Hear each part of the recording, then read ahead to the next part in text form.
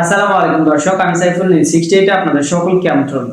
তসবির দানা গলায় আটকে প্রাণ গেল শিশুর। চট্টগ্রামে মিরসরাইয়ে খেলতে গিয়ে মুখে দেওয়া তসবির দানা গলায় আটকে তালহা বিন শহীদ ভূঁইয়া নামের ১.৫ বছরের বয়সী এক শিশু মৃত্যু হয়েছে। বৃহস্পতিবার ২৬শে মার্চ সন্ধ্যায় উপজেলার ইসাখালী ইউনিয়নের উত্তর ভূঁইয়া গ্রামে ঘটনাটি ঘটে।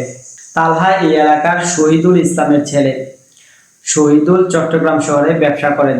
তার মা স্থানীয় সরকারি প্রাথমিক বিদ্যালয়ের শিক্ষক। পরিবার সূত্রে জানা গেছে যে সন্ধ্যায় তাসবিহ নিয়ে খেলেছিল তালহা।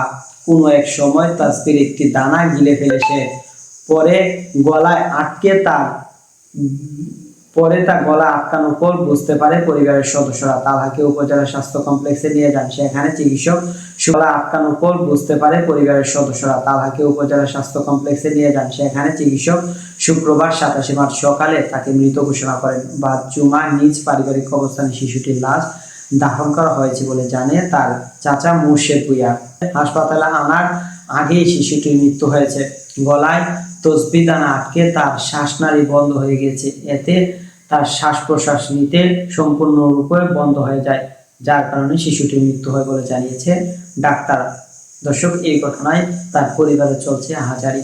দর্শক, সাবস্ক্রাইব করবেন, লাইক করবেন, শেয়ার করুন, কমেন্ট করতে ভুলবেন না।